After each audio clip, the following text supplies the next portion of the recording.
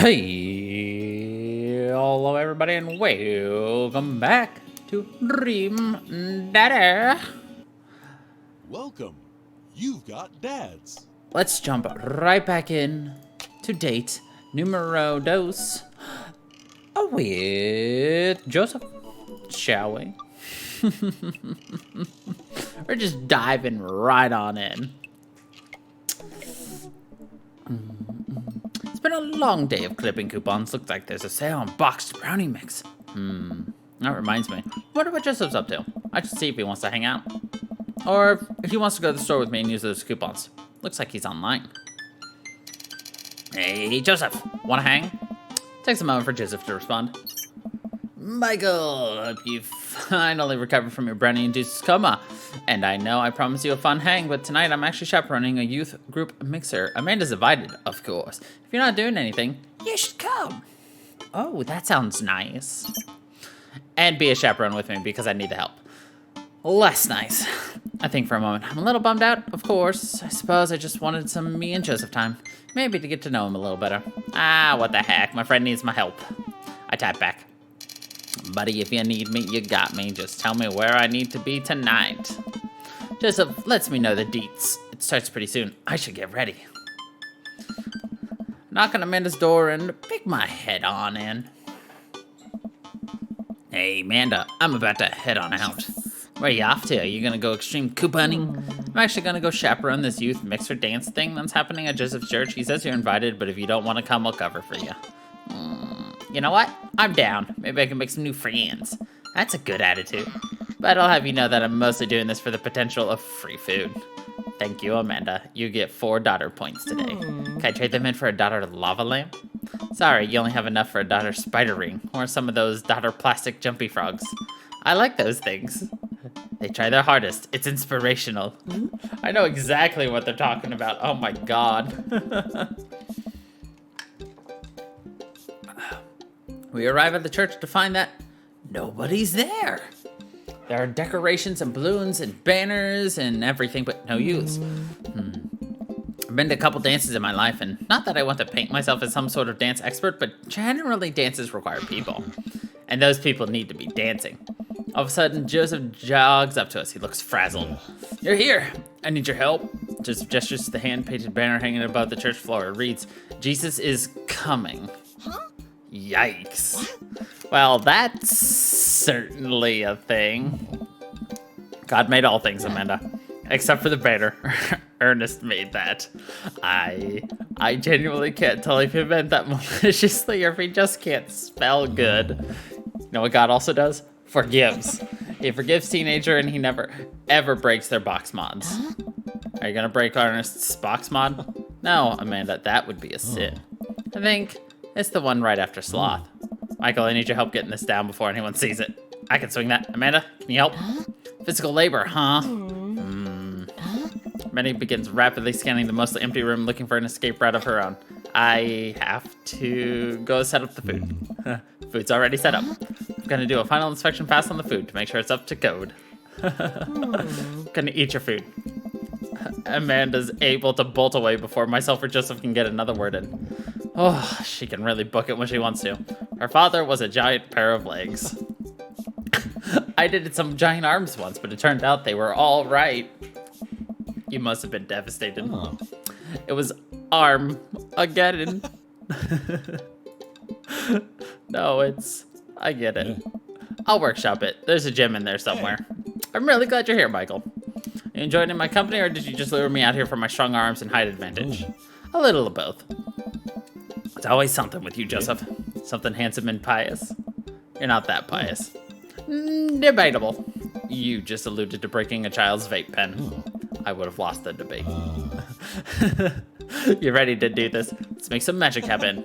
Nah, magic isn't real, Michael. God does that. God was also a bush one time.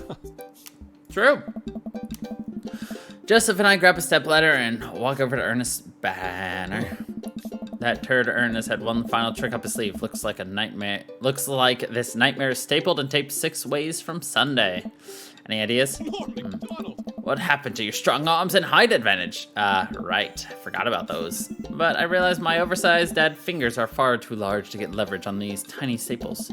Got a hammer I can use to pry them off? Michael, this is a church. We get a little nervous around hammers. And nails. I'm kidding, we just don't have a hammer.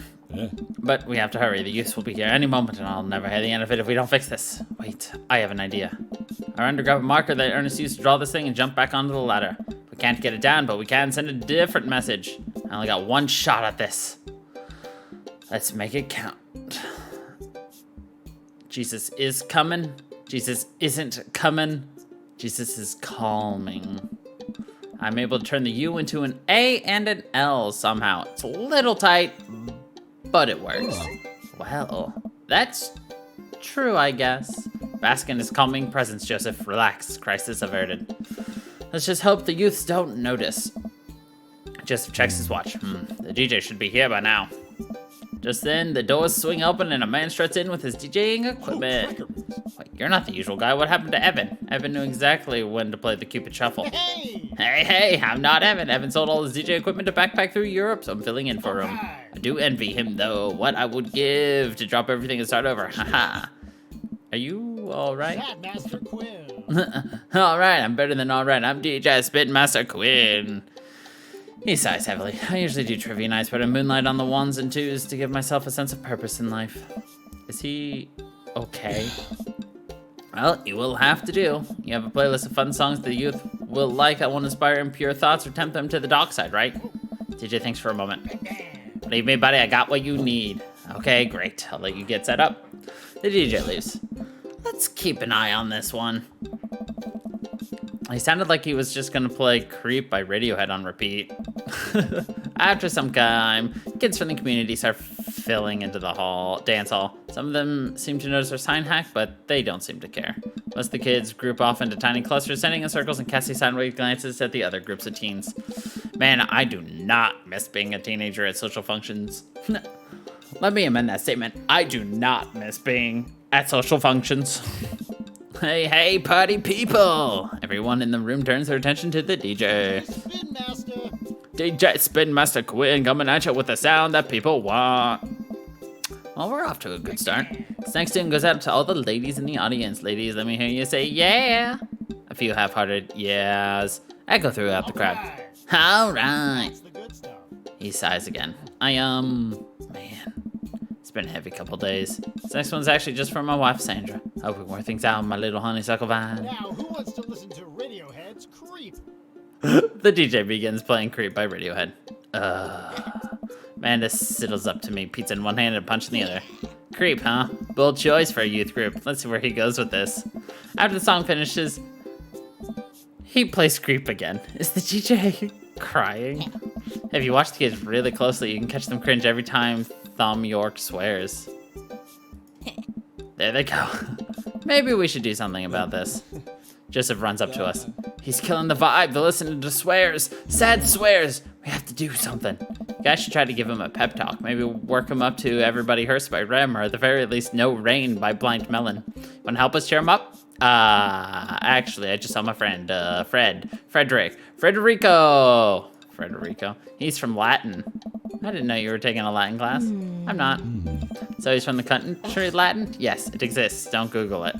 You can go, Amanda. It's and she's gone. I am sad. Joseph and I make our way to the DJ booth where Spin Master Quinn is having a quiet cry. Hey, my dudes, how's the party jamming? It's, not. Oh, I'm sorry, fellas, just taking a moment to find my groove. Gotta play the sad tunes properly, appreciate the bangers, right? Oh, boy.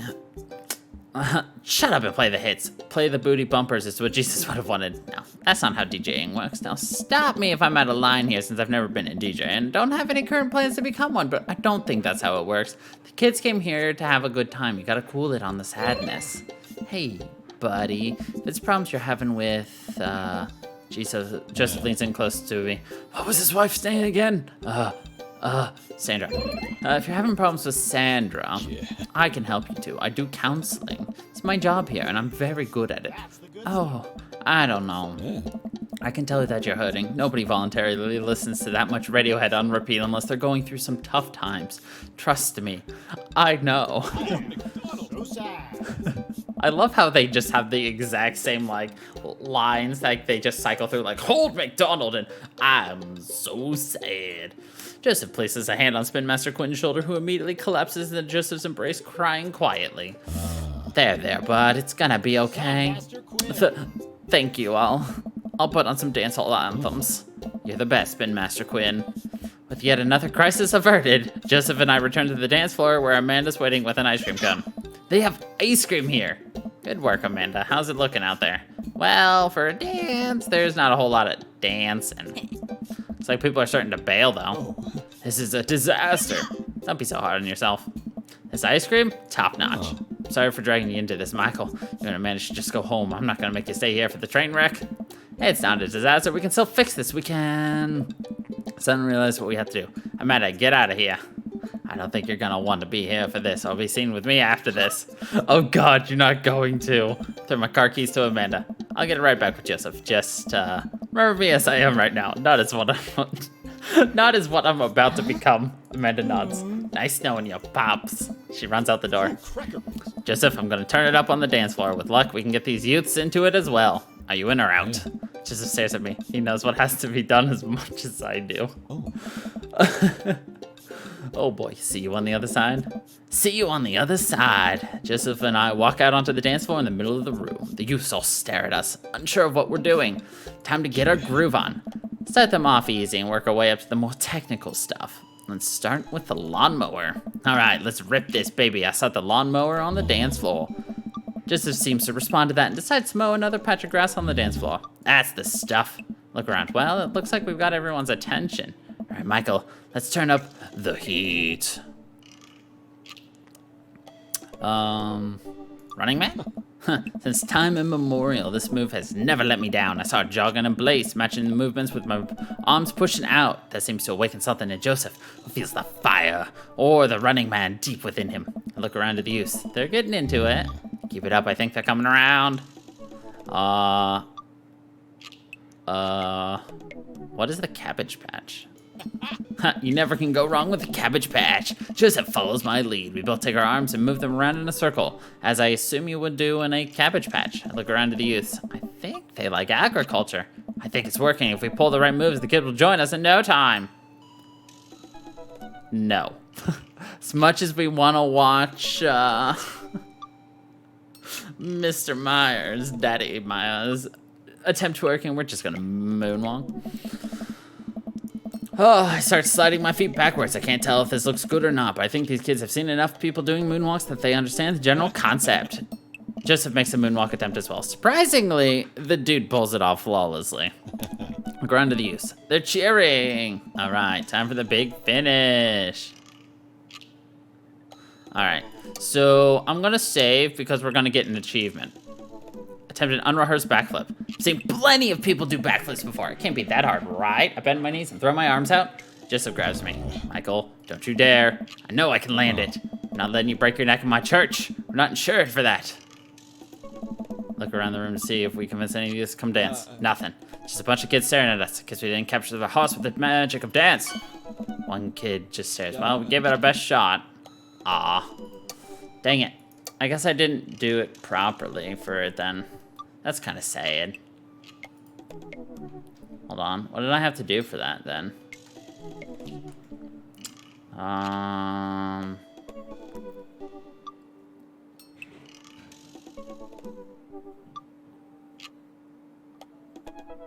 But I did choose it. Oh, well. Whatever. We'll just reload that. I guess it's different. Whatever. Death drop. Seen enough internet videos of the move where I really think I could nail it. On the beat drop, I kick my leg up and dramatically fall to the floor, my back landing on the ground with a shablam. All the kids immediately start screaming. They know what's up, but at what cost? I will feel this for weeks to come. My chiropractor's gotta be pissed. Oh, Cracker Barrel. What was that? The future of dance. These kids are going to remember this now for the rest of their lives. Impressionable preteens at the dance floor with an almost alarming level of enthusiasm. I'm deafened by the combined volume of their cheers. Kids swarm the dance floor. They're all laughing and dancing to the music. Looks like our job here is done. Somewhat obligingly, the kids take the dance floor and start to move around. Before long, they're starting to laugh and enjoy themselves. It was dicey, but we've done our jobs. Come on, the rest of the chaperones will take it from you. What? I have something to show you. Joseph leads me out of the main room and down various darkened corridors of the church. I can barely see anything and find myself tripping over my own feet. Joseph, I think I lost you. His hand finds mine in the darkness. I'm right here. I'm glad he can't see me blush. We keep walking. Where are we? This church is huge. We're almost there. I actually have to admit that I was a little dishonest with you. I didn't just invite you out here to help me chaperone. What happened to lying being one of the 10 things you're not supposed to do? I think there's an exception for when you're trying to surprise a friend. Joseph closes the door behind us. I guess we're in a random room in the depths of his church now. What could he possibly have planned? So last time we talked about escaping to an island where we could live out an easy tropical lifestyle where our only worry is trying to find that lost shaker of salt. Since we can't actually do that, I figured I could bring a little bit of the tropics to Maple Bay. It's not quite Margaritaville, but something like that. Just throws on the lights. Welcome to the Margarita Zone. Look around as my eyes adjust to the light. It's his office, but there are twinkling lights strung along the walls like garlands of fake flowers, and 2 beach chairs set up in front of a desk. There's a blender and 2 glasses sitting on the table. Ukulele music plays softly in the background. Joseph, this is this is amazing. There's no pop tops to step on here, buddy. You did this for me. Joseph takes a seat and gestures for me to do the same. I did this for us. I think we both earned it. I settled in while Joseph pours us both margaritas. He really went all out. Yes. I have a flair for the dramatic, and you can't lead the community if you don't know how to make a good margarita. I take a sip of mine. This is a killer margarita. I would follow this man. Do you think the dance is gonna go okay without our sick dance moves? No, not here. You're missing the point of Margarita Zone. Margarita Zone is a place of rest and relaxation. It's a place where you can kick your feet up and forget about your worries for a while. Watch out for blown out flip-flops. It's a real fear. Thankfully, no heels will get cut in my version of the Margarita Zone.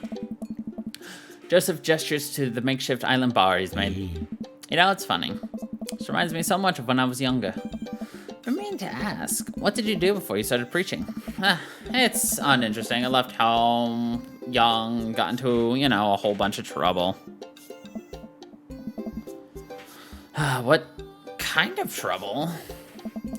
Trouble meant I got to go wherever I wanted, whenever I wanted. I hitchhiked around the country, went on adventures, met all kinds of people, did stuff I'm not too proud of, but I was young and in love, and I didn't have to answer to anybody. And now I host fundraiser car washes and take the kids to soccer practice on the weekends. Oh. Sorry, I don't mean to get heavy there. It's okay. It seems like you spend a lot of time taking care of others, but not enough time taking care of yourself. If you need to talk about it, I'm here for you. Joseph stares deeply into the blender filled with ice and margarita mix. It's just, I think about Margaritaville a lot, or I guess the concept of it. A place where I could strum on my 6th string while I wait for the shrimp to boil, drink margaritas all the time, forget my worries. It's an easy life. I had Margaritaville once, but I think the closest I'm ever going to get back to it is Margarita Zone, a short and occasional reprieve from my daily life. Is that such a bad thing? This is pretty nice.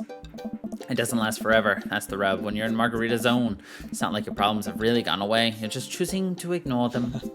Maybe you're looking at it the wrong way. Maybe Margarita Zone is actually better than Margaritaville, because Margaritaville itself is an impossible ideal. Remember what Spin Master Quinn said? Sometimes you have to play the sad tunes to appreciate the bangers. If stepping on a pop top is your biggest concern, how could you possibly appreciate the boiling shrimp? And Margarita Zone isn't landlocked to this office. I think it's about finding that little piece of Margarita Zone throughout your day and taking joy in those moments. That's awfully optimistic of you. It doesn't have to be anything big. For me, I think it's being able to quietly do word jumbles and drink some strong coffee in the morning to see my daughter smile, or smile at Joseph. Just spend some quality time with a good friend. Yeah. I can feel myself leaning closer to Joseph. Is it just me, or is he leaning closer too? Joseph tenses up. He downs the rest of his margarita and hops up out of his chair. It's getting late. We should head back. Sure. Joseph and I make the dance wrap up. Make sure the dance wraps up without incident before he takes me back to the cul-de-sac. I hop out of Joseph's car before he pulls into his own driveway. Thanks again for the help. Thanks again for Margarita Zone. Maybe we'll go back there one day. If we do, it'll be my own damn fault. Good one. Joseph chuckles and drives away. I walk into the living room to find Amanda curled up under a blanket and groaning on the couch. Hey, Panda, you feeling okay? Oh. Dad, I have a tummy ache. Eat too much youth group food. I drank too deeply from the well of life, and now I pay the price. By well of life, I mean that big, lukewarm punch bowl of seltzer juice and sherbet. And it slides to the floor like with an elongated groan. Need anything, kiddo? A time machine that goes back approximately 2 hours in the past so that I can warm myself with the folly of excess. I'll pour you a glass of water. Love you, Pops. How'd the dance go? Oh, I crushed it. Got the kids on the dance floor at the expense of my own dignity. A fair trade. Also, everything hurts. I'll see you in the morning, kiddo. Night, Dad. Yay!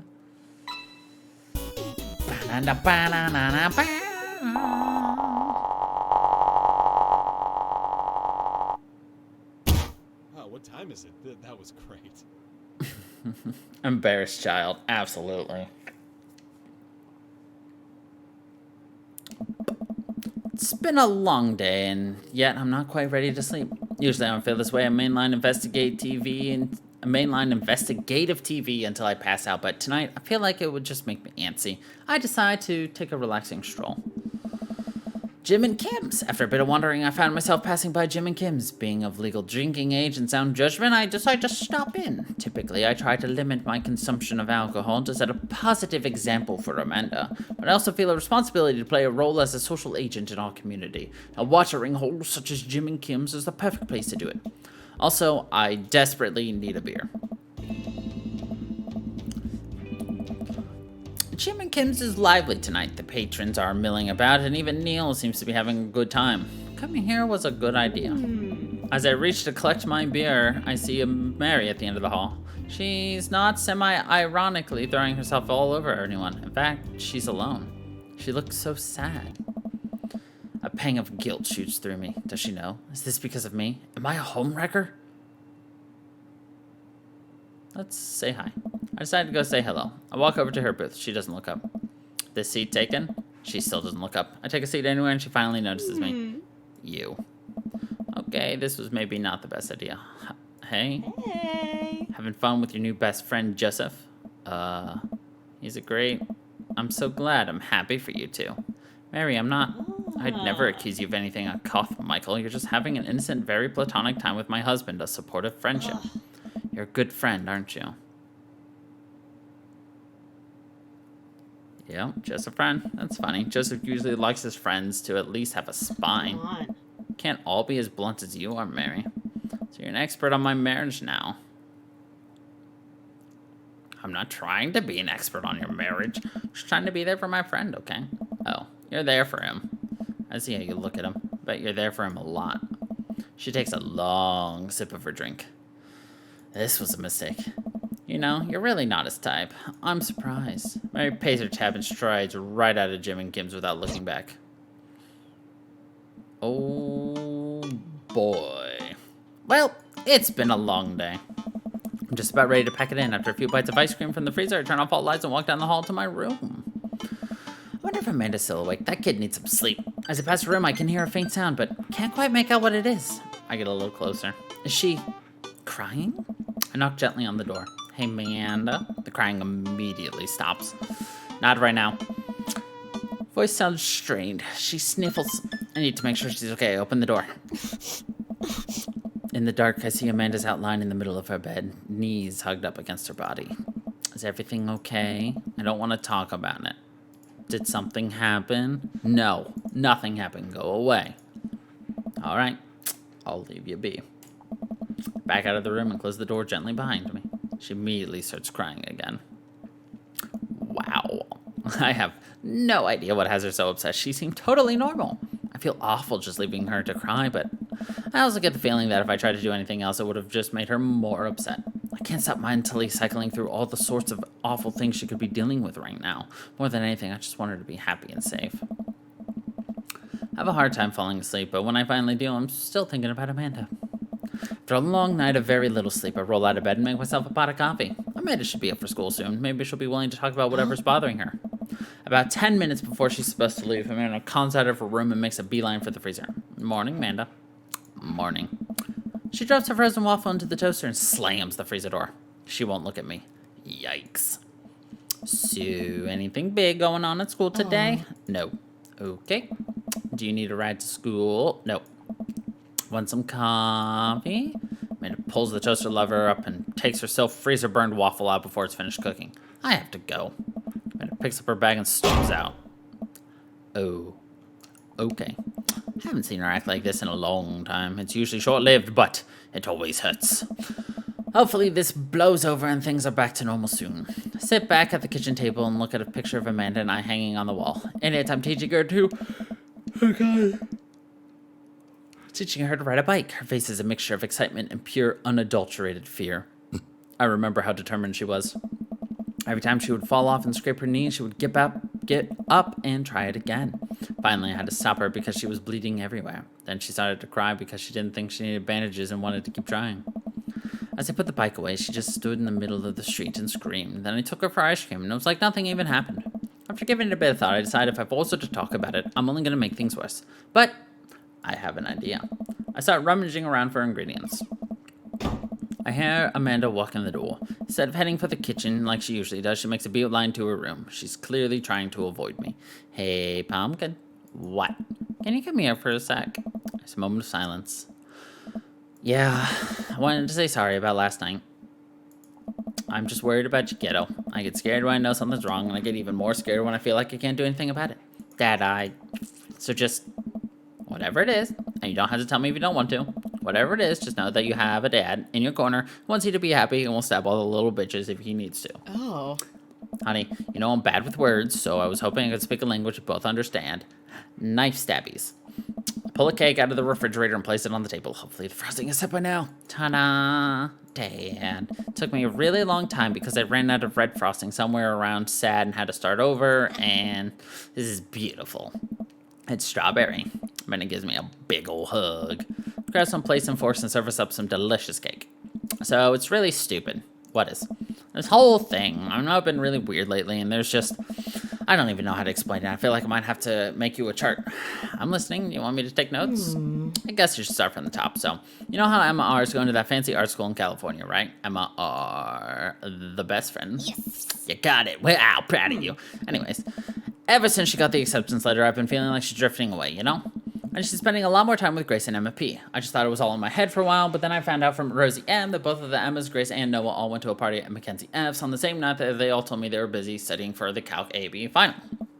Yikes. Oh. So, another important piece of information is, God, this is embarrassing. I have a crush on Noah, and that's a thing. What? Whoa, I had no idea. Definitely didn't know that one. Okay, you're a bad liar. So are you. I learned from the worst. Oh. Anyway, so the only person I told about the crush was Emma R, and she promised not to tell anybody. I didn't confront them about the party thing because I didn't want to start drama, so I just kept quiet and kept going on about my business. Amanda sighs. And then one day, I invite everybody out to get nachos at the mall. And after not texting me back for like 2 hours, even though none of them ever put their phones down for more than 60 seconds, they all say they're busy, like, simultaneously. So I tell them, never mind, I'll just eat nachos at home, right? But we were out of chips, and I really, really wanted nachos. Totally understandable. So I go to the mall anyway. I get to the food court, and who do I see there but Grace, Emma P, Emma R, and Noah, all hanging out together and eating nachos. Without me. What? It gets better. I'm sitting by the escalators watching them, and I realize that Noah has his hand around Emma R, which is kind of weird, right? But then they kiss. No. Yes, I know. So I storm over there, and I'm like, hey. Grace drops a nacho on her shirt because, of course she does, and Emma R just, like, glares at me. Grace, something's coming up. I don't know who that is. Grace is the gossipy one? I know. Grace is the one nobody really likes, or I guess that's me now. But anyway, nobody will say anything, and I'm just like, you guys suck, which I realize is not the most eloquent way to say things, but I was very angry and really embarrassed, and I just wanted to get out of there, so I left. Without nachos, might I add, which only further contributed to this shitty day. Immediately dropped out a super long text to the group chat asking them why they were being so weird. And I wrote another one to Emma R asking how long the Noah's thing's been going on, and sorry, I know that's a lot, but you still following? What did Emma R say? Oh, okay, get a load of this. Emma R says, you know what? Let me just read it to you. Emma pulls up her phone, and reads word for word an arduously long string of text messages. Can you believe that? I can believe that. I care so much about her social life and mental well-being, but man, do I not understand what she's talking about. They were dating in secret for like months. So I told her she's being a really terrible friend. And she's like, well, if you think I'm so terrible, then just stop being my friend. And I was like, okay. And then she left me on red. And then, wait, left me on red? What's that? Oh, like, she saw my message and didn't reply. And I know because there are read receipts. I don't know what read receipts are, but I'm just going to nod and pretend I understand. Gotcha. So while this is happening, I'm talking to Emma P about how mad I am because she's at least being kind of reasonable, and I'm venting to her about how pissed I am at everybody and stuff. And then out of nowhere, Noah texts me and is like, how could you say that about me? And I'm like, say what about you? He tells me that Emma P sent screenshots of everything I told her to the group chat that I got kicked out of. Alright, I think he lost my screenshots, but that definitely sounds bad. There's so much more, but honestly, it all is just stupid teenager stuff. The bottom line is that everybody dropped me, half my grade hates me, and now I have no friends. Amanda, I'm so sorry. I almost expected it from everybody else, but Emma R's been there since Mom died. Can't believe she would just stab me in the back like that. Not even that mad that she's dating Noah. I'm just upset that she lied to me about it for so long. Amanda stabs the remnants of her cake. Okay, I take it back. I'm kind of mad she's dating Noah. Like, what did I do wrong? Why did everyone suddenly just decide I'm not cool anymore? Why wasn't I enough? I don't understand. And as mad as I am at everybody, like, I miss them, Dad. I look so dejected I almost can't take it. What can I possibly say to help? Anyways, that's it. That's the whole sordid tale. Thanks for listening. Tune in next week for more hot gossip. Wow. I know, it's pretty dumb. It's not dumb. No, it's kind of a stupid thing to be upset about. Amanda, your feelings are real. Don't ever be mad at yourself for having feelings, I guess. Unless you've secretly been a robot who's been approximating human feelings this whole time. Dad, if I was a robot, I would have transformed into Monster Truck a long, long time ago. But seriously, I probably don't want advice, but I feel like it's my duty as a dad to bestow upon you a few nuggets of fatherly wisdom. High school sucks. You make friends with people just because they're there. When you're still living in your hometown, there's a pretty small pool of people to choose from. Once you go to college and once you get out into the real world, you're going to be exposed to all sorts of people, and it's going to be easier to make friends with people who really get you. Some of those friendships can last a lifetime. I mean, look at me and Craig. And some of them only last a little while. But that's okay, too. You're going to make so many awesome new friends at art school. Ultimately, I think this says way more about their character than it does about yours, because you're amazing. And if they can't see that, well, that's their problem. I'll keep that in mind. Look down at the table. Did we just eat that whole cake? Yes, we did just eat that whole cake. Welp, good talk. Amanda gets up to go to her room. Before she closes her door, she turns around. Hey, Pops. Yes. Thank you. You are always welcome. Love you, Amanda. Love you too, Dad. I always forget which one is the one where she says that. And I always talk over it. You've got dads. Is this the art one? It is. Hey, are you up to anything tonight? Hugo and I are planning to go to the art walk downtown, and we were wondering if you would care to accompany us. I would normally write a letter longhand, but I've run out of distressed parchment paper. Whoa, why can I see Damien and Hugo's chat? Am I a hacker? I don't have any hacker alias. The feds are gonna bust down my door any minute now. I've got to destroy this computer. Michael, this is a group chat. Oh, thank God. Do either of you guys know how to destroy a computer? You can run Derek's boot and nuke from a SATA flash drive, but once you've done that, it's best to physically destroy the platters altogether. The Victorians were well versed in information security. See, now we know why he knows so much. Michael, do you want to go see art or not? Art is good. Let's go see art. See that art. Damien and Hugo invited me to the monthly art walk in downtown Maple Bay. I've never really been to one of these before, so I'm not quite sure what I'm in for, but I'm here a little early. I don't see Damien or Hugo anywhere, and I feel just a little uncomfortable sitting around all these fancy art people. Michael? I turn around, it's Joseph. Joseph, what are you doing here? Joseph scoffs at me. What am I doing here? How could you ask me that? I'm obviously a huge art, appreciatist? Okay, fine. Damien invited me to this art walk thing. I'm guessing he invited you too? Yep. Admittedly, a little out of my depth here. Thank God, I thought I was going to be the only odd one out. Are you allowed to say that? Say what? You know. Thank God. Yep. I actually get double points when I say it since I'm a minister. The points get you into heaven. That's how it works. Anyway, where are the guys? I look and spot Damien and Hugo, who seem to have just arrived at the gallery.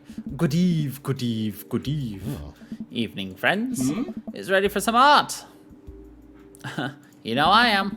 You know, I love looking at paintings that are in frames and also paintings that aren't in frames. Art is good and stuff. Hey. Well put, Michael.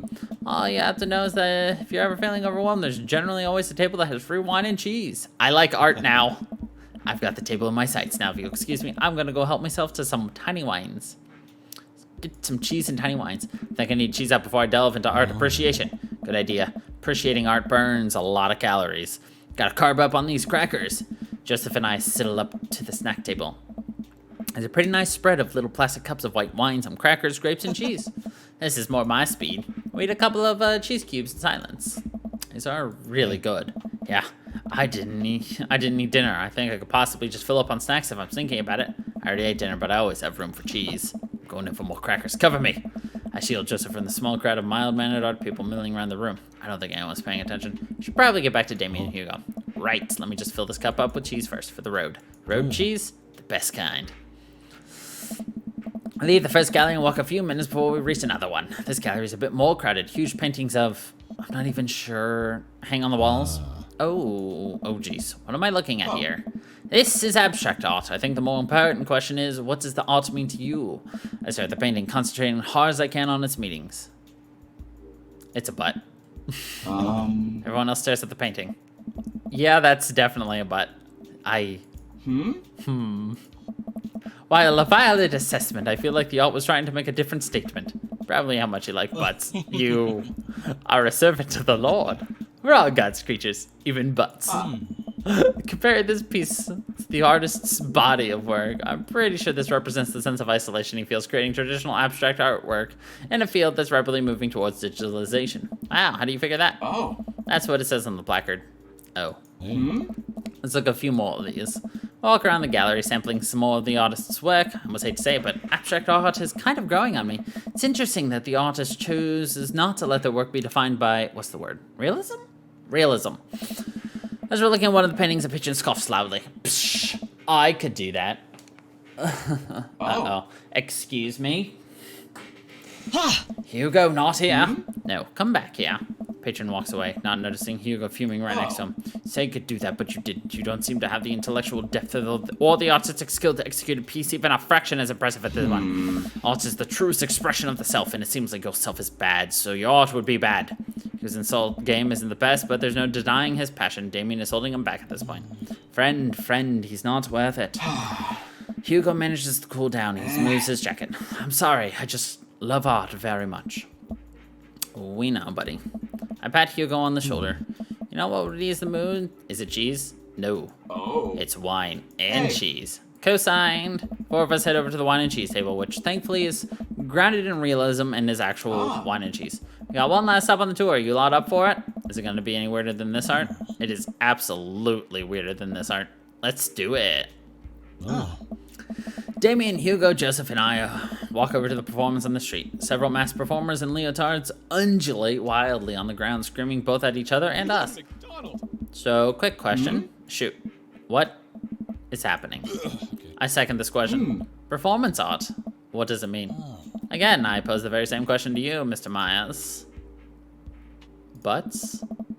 What do you think they're trying to say? I believe it's less about what they're saying and more about why they're saying it. I think there's something special about performance art. With almost every other form of art, music, painting, photography, the artist uses their medium as a conduit for their emotions. With performance art, the medium is the artist. It's the purest expression of raw human emotion. It's art as catharsis. I don't know. That's beautiful, Damien. So what you're saying is, if I start making really loud fart noises right now, it's art as long as I, really mean it? Damien fixes him with a hard stare. Oh. I was gonna start making fart noises, but based on the look on your face, that joke isn't gonna play well with this crowd. Wise. We watch the rest of the performance as earnestly as we can and clap politely after the dancers scream their way off stage. Whew. I think I'm all arted out. Agreed. We all decide to walk home together. We make our way back to the cul-de-sac, tiny wine and tiny cheese sloshing around in my tiny stomach. I think what I've learned tonight, and not just what I've learned about art, which was nice and extremely informative, but what I've learned tonight is that when you put a bunch of tiny wine and tiny cheese together, it eventually becomes regular wine and regular cheese, followed by too much wine and too much cheese. The tiny cheese lulled me into a false sense of security. I felt safe with the tiny cheese. Wax wings too close to the sun. Cheese wings? Those would melt in the sun too. I feel like it's a more appropriate imagery. Plus, it'd be delicious. A nice Emmentaler, possibly. Hey, if you guys were painters, what would you paint? I actually dabble in oils. I mostly paint landscapes. I'm not very good, but it's a nice way to pass the time. I think I would focus on personal portraits of people in unique professions, like, for example, luchadors. I think I'd paint boats, seascapes, maybe some lighthouses, mostly boats. Really? Yeah, I'm surprised you're choosing boats in favor of a long history of religious imagery in Ottawa. What? Boats are cool. What about you, Michael? Butts. Food. Probably do still eyes of various food. Bowls of fruit, maybe some bread in there. Would there be cheese involved? See, I thought about that, and no, I can't stare at a pile of cheese for 8 hours without eating some of it. That would ruin the whole thing. Excellent point. Finally gets to the cul-de-sac. All right, boys, good art. Good art. Agreed. See you guys around? Whether you want to or not, we're all neighbors after all. Haha. I head inside to deal with my inevitable cheese over. Welcome. And that right there is where we're gonna be ending it. And be ready for Thursday where we finish our last dad and we can start getting ready for next week where we're gonna have some more, well, yeah, some more fun coming up. I got some great things planned for you guys, so I hope you all are excited. But anyway, thank you everybody for watching. I hope you all enjoyed. And until the next time, everybody, stay funky people.